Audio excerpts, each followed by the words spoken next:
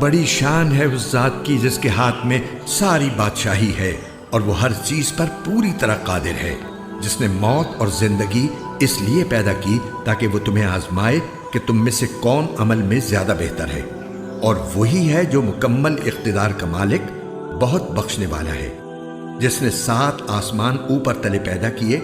تم خدائے رحمان کی تخلیق میں کوئی فرق نہیں پاؤ گے۔ اب پھر سے نظر دوڑا کر دیکھو، کیا تمہیں کوئی رخنا نظر آتا ہے؟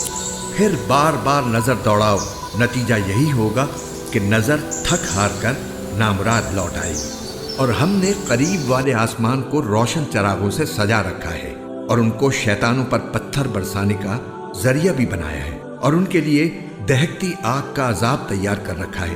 اور جن لوگوں نے اپنے پروردگار سے کفر کا معاملہ کیا ہے ان کے لیے جہنم کا عذاب ہے، اور وہ بہت برا ٹھکانہ ہے۔ جب وہ اس میں ڈالے جائیں گے تو اس کے دھاڑنے کی آواز سنیں گے اور وہ جوش مارتی ہوگی۔